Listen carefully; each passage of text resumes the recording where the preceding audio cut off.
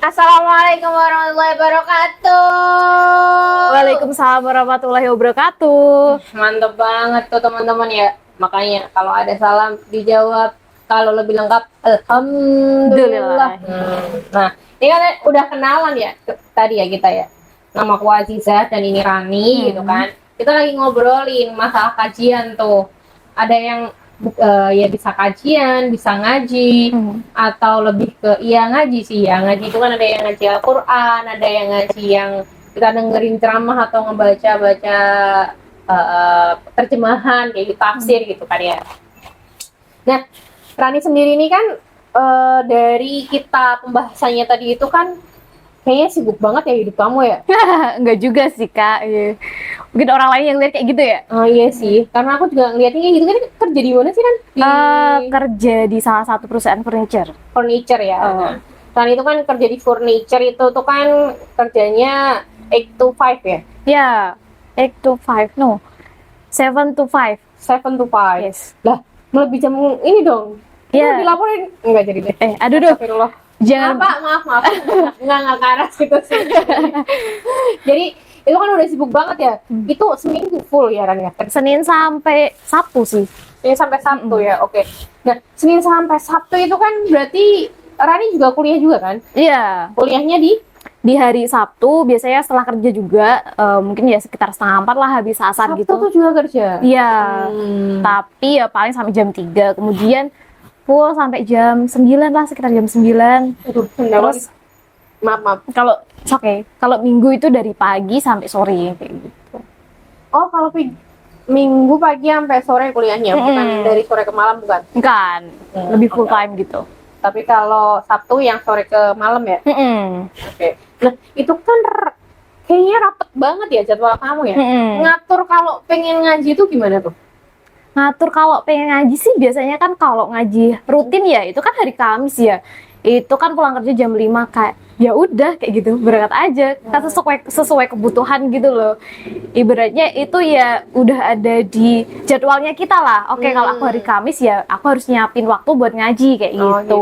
Berarti udah dischedulekan ya, dijadwalkan kayak gitu. Tapi emang di sini tuh memang apa ya, jujur aja sih, ini kan saya kan juga salah satu remaja di sini ya Ran ya. Yeah. Jadi remaja Masjid Batul Iman. Nah, orang-orang tuh di sini tuh kan ada seragamnya ya, kaos seragam buat remajanya kayak gitu, yang tulisannya itu sudah degaban kayak gitu, udah kayak baliho. Nggak tahu deh siapa yang desain sih, bisa kayak baliho. Yang ketawanya paling gede deh kayaknya yang desain. Iya. Gak ada yang ketawa gede di sini. Oh, gak ada, ketawanya ini ya, anggun-anggun gitu ya. Iya, anggun gitu. Jadi kalau aku jalan-jalan kemana-mana itu pakai tuh kaos. Itu salah satu aku pakai karena itu bahannya enak banget sih, bener-bener mantep banget tuh yang bikin kaos. Bahannya mantep. Cuman ya itu segede baliho gitu tulisannya. Itu wah, ini enak. Mau nggak singkatannya remaja masjid? Apa tuh? Remas, tau nggak? Aduh, Ya kan, enak banget kan? iya.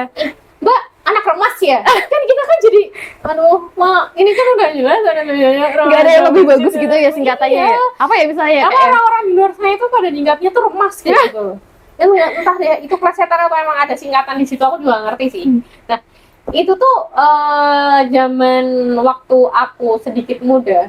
Ini masih muda ya. Aku tuh sebenarnya masih muda, masih 25 tahun kayak gitu kan. Nah, Gak usah disebutin plusnya ya? Nggak usah ada kata-kata Oh iya, sorry. tahun, pusing deh. Nah, itu kan waktu zaman dulu aku SMA kuliah itu tuh di sini tuh ya remajanya itu ya sedikit lebih banyak dari sekarang. Ya walaupun nggak banyak-banyak banget, tapi lebih banyak gitu ya? Iya.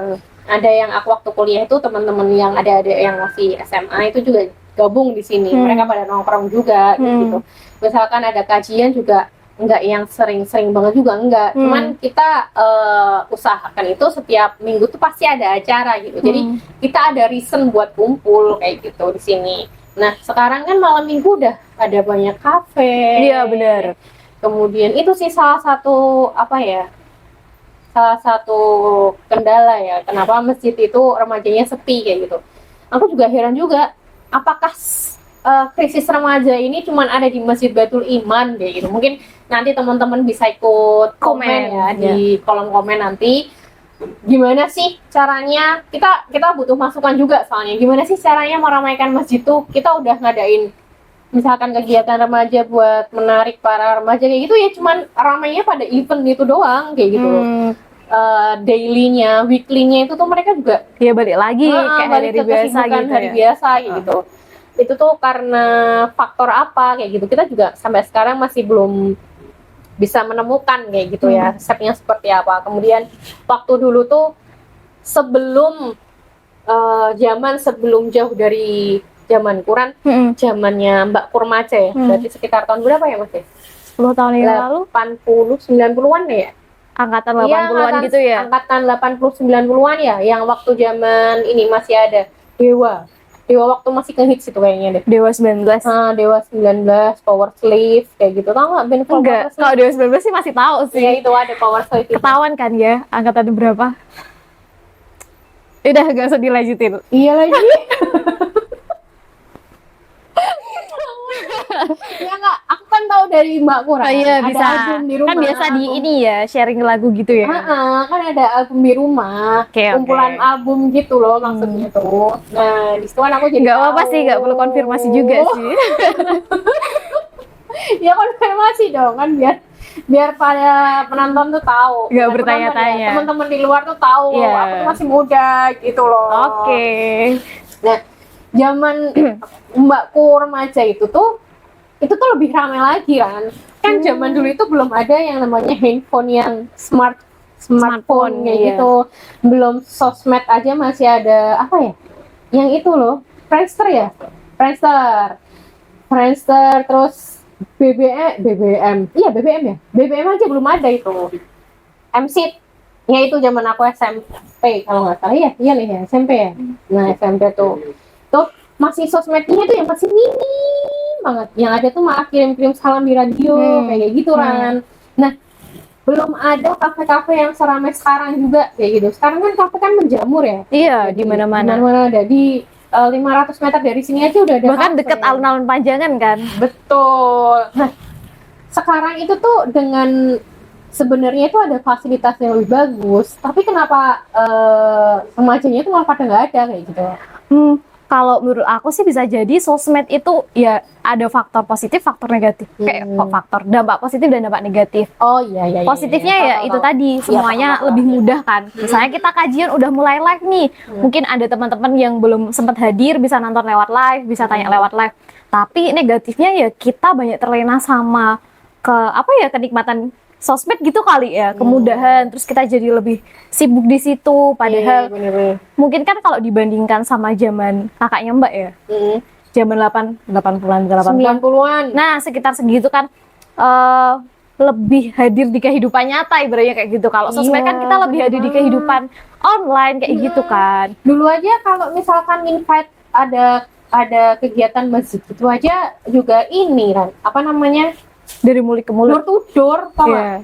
Tapi datangnya banyak kan yang pada datang. Iya, banyak banget. Mungkin sampai 20-an ada kali ya. Padahal dulu itu Masjid Baitul Iman tuh nggak sebagus sekarang loh. Sekarang itu kan mewah ya. Ada lighting, terus ubinnya udah kayak gini. Dulu tuh belum ada lantai 2, masih ada ubinnya itu ubin Tegel. Tanah. Oh, tanah. Tanpa tegel ya? Tegel ya? Oh, tegel. Tegel banget sih kamu sama aku. Aduh, nggak nyampe lagi dia. nyampe sih. Tegel. Tapi dibenerin dong. Dibenerin dong. Zamannya itu masih seperti itu, masih lantainya tegel yang berdebu banget. Tembok aja masih kayu kayak gitu. Bahkan mereka itu masih mau kumpul di masjid kayak gitu. Entah itu gitaran doang atau ngapain kayak gitu. Jadi masjid itu masih ramai banget kayak gitu. Sedangkan sekarang fasilitasnya sudah lengkap, udah enak, tapi ya itu tadi malah semakin sepi masjidnya. Sebenarnya sedih juga sih. Mungkin zaman udah berkembang ya Kak, jadi ya emang sih ke arah positifnya tuh semuanya jadi lebih mudah kayak gitu. Nah tapi ada sisi lain yang kita perlu nge-treat ibaratnya anak muda sekarang itu buat lebih tertarik lagi ke masjid kayak gitu, karena kan kita juga nggak bisa menyamakan dong zaman dulu sama zaman sekarang kayak gitu. Iya. Menurut Rani sebagai seorang milenial nih, kamu kan maksudnya milenial ya. Nah, apa sih yang membuat anak muda tertarik ke masjid? Kalau yang pertama ya, yang pasti kebutuhan sendiri. Panggilan hati. Iya, panggilan hati. Cuma kita kan nggak pernah tahu ya panggilan hati dari setiap orang tuh kan beda-beda kan. Dapat ibaratnya hidayah ya. Iya sih. Bisa Tapi dibilang kayak gitu kan. iya juga sih. Sama ini juga nggak sih? Tongkrongannya siapa sih? Iya, berarti yang kedua teman kan ya, Kak. Circle-nya dia masuk circle-nya. Kita dikira masuk ke masjid udah nongkrong kayak gini. Ih, cupu lo, mainnya ke masjid. Iya. Anak alim nih gitu. Anak alim nih, bisa dong ceramah kayak gitu. Malah malah disuruh kultum. Padahal mah sebenarnya kan kita ke masjid itu nongkrong ke yang lebih positif gitu. Iya, dan kita kan nggak harus langsung jadi orang baik, nggak harus jadi orang benar kan ya, Kak? Iya. Jadi ya kita step by step dulu dong. Misalnya, ya kamu udah anak masjid nih, kamu harusnya lebih gini ya. Kita jadi kan ngejudge ya. Padahal jalannya kita kan beda-beda. Mungkin kita stepnya lebih baik tuh ya bandingannya sama diri kita yang kemarin kan. Oh, Betul banget. Kemarin aku salahnya lebih tepat waktu, kurang tepat waktu, sekarang mungkin lebih tepat waktu kayak gitu. Kata-katanya malam ini. Nah, setelah ini nih Ran, kamu kan udah tahu bagaimana nge-treatnya, maksudnya mengatur waktu kamu, ikut kajian dan segala macam. Menurut kamu ngaji itu ada manfaatnya nggak sih? Aduh, manfaatnya banyak banget Kak. Manfaatnya yang pertama ya pasti kita tambah ilmu kita tentang agama kayak gitu. Nah, pas kita banyak belajar, kita malah merasa banyak nggak taunya kayak gitu. Dari situ kita jadi kayak semakin semangat buat ngaji lagi. Kan itu juga mungkin salah satu benefit ya, apa sih manfaat dari setelah kita ngaji dengan senang hati. Kata salah satu ustadz sih, kalau kita ngaji atau beribadah dengan ikhlas atau senang, itu nanti kita dapat balasan dari Allah berupa kemudahan untuk ikut ibadah itu lagi kayak gitu. Ya. Mantap banget. Terus yang kedua ya pastinya dapat circle yang positif. Oke, circle yang positif ya. Iya itu. Insya Allah kalau circle positifnya dapat sih. Nah itu yang memang apa ya, kita harus kejar juga sih itu. Koneksi juga sih nggak sih? Iya betul, kan kita banyak ketemu teman-teman dari berbagai background tuh mungkin bisa sharing, wah aku ada kesusahan di ini, mungkin bisa saling bantu kayak gitu. Nambah circle guys. Jadinya nggak cuman melulu ente tongkrongan doang di luar tuh, cuman ngopi udah duduk, nggak sih. Terus saya tahu teman-teman yang di luar itu nongkrong di luar juga ada manfaatnya juga ya Kak. Tuh, asalkan sesuai porsi. Nah, cuman ketika tongkrongannya pindah ke masjid nih, kayaknya bakal lebih kece juga sih, gitu kan Ran. Maksudnya dalam artian bahwa circle kamu tuh jadi lebih positif lagi, bukan berarti di kafe itu negatif ya. Cuman ketika kamu nongkrong di sebuah majelis taklim, itu tuh bisa nambah ilmu tentang agama juga loh, kayak gitu maksudnya, bukan ngejudge juga kalau nongkrong di luar itu jelek. Aku juga masih sering nongkrong. Iya bener. Kita kan juga sering nongkrong. Iya kita nongkrong juga buat apa ya, refreshing ya Kak ya. Refreshing kayak gitu, kuliner. Terus kalau ya ini sementara sih buat aku, kalau misalnya manfaat ngaji itu kayak semacam refreshing juga. Jadi kan setelah bosen dari rutinitas kerja ya, dari Senin sampai Sabtu, terus kuliah Sabtu Minggu. Nah, ngaji itu kan cuma seminggu sekali, terus ketemu temannya juga seminggu sekali. Nah, itu rasanya kayak ada refresh baru kayak gitu. Iya benar-benar. Jadinya kita yang melulu kerja dengan rutinitas sehari-hari kayak gitu, ketika kita mendapatkan ilmu tentang agama kayak gitu, sebenarnya juga nge-charge juga kayak gitu loh. Terus habis itu ada kata tulisan lagi, bentar guys, ini lagi susah yang belum. Oke. Kalau Rani punya pesan nggak sih? Maksudku tuh, Rani tuh kan teman-teman di luar sana mungkin ada nih yang mau ke masjid kayaknya kok ini banget ya, kaku banget gitu nggak sih?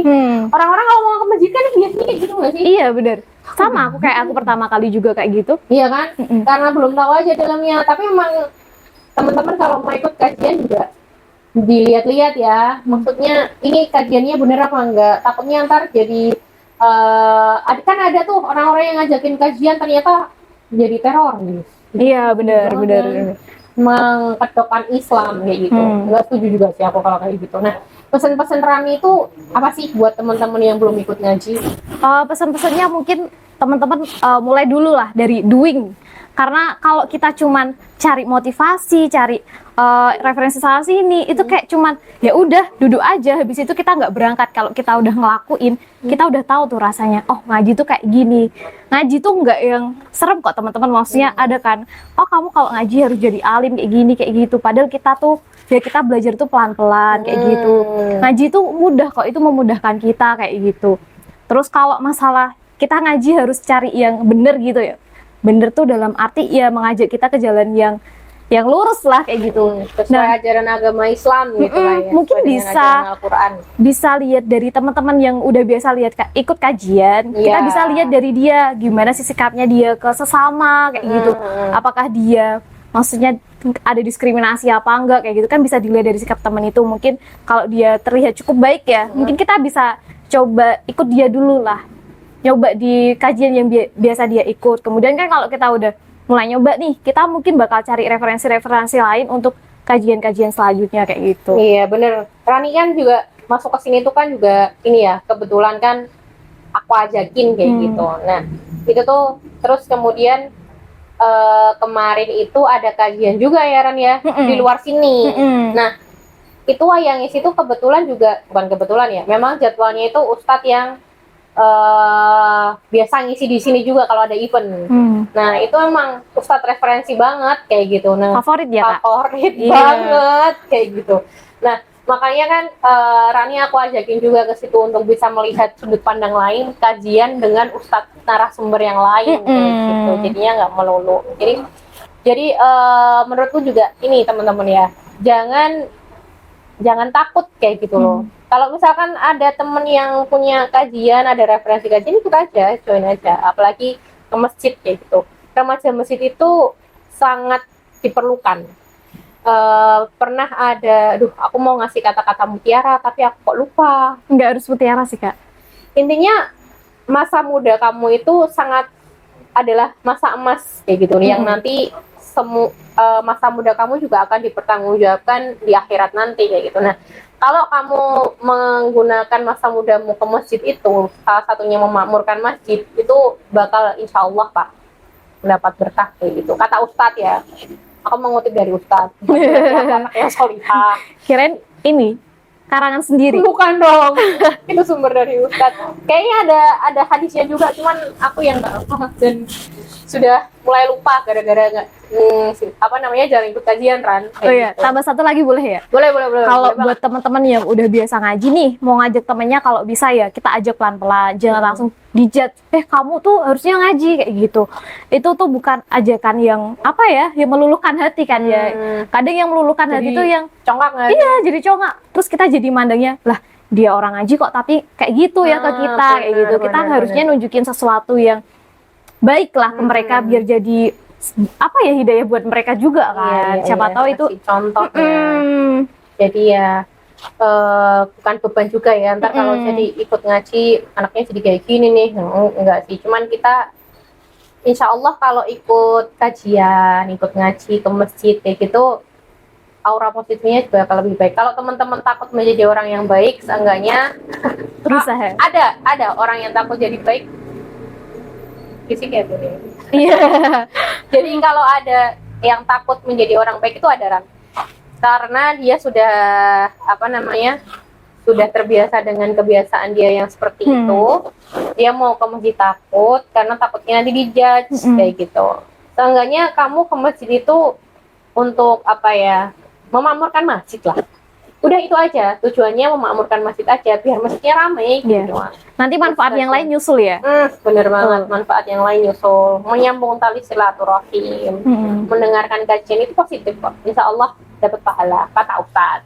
Aku menyampaikan kata Ustadz. Karena aku belum soleh-solehah banget. Solehah aja dong. Oh iya, belum solehah juga kayak gitu. Nah, mungkin itu aja teman-teman ya. Kenapa kita konklusinya panjang bener ya? Perasaan udah mau selesai nih. Mungkin kita bisa lanjut di lain waktu teman-teman ya.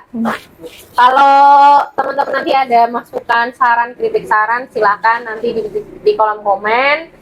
Kita buka komennya supaya teman-teman bisa ikut komen di bawah ini, ikut diskusi Kontribusi, juga. ya, Nah, betul. kita kontribusi juga dengan konten kita. Jadi itu sebenarnya konten yang ingin apa ya, memakmurkan masjid juga, salah satu tujuannya tuh itu. Mungkin itu Rani, terima kasih udah join. Mungkin kita Sama-sama. bisa ngobrol lagi di lain waktu gitu kan. Terima kasih yang buat nonton juga. Jangan lupa like, comment, share, and subscribe. Thank you. Wassalamualaikum warahmatullahi wabarakatuh.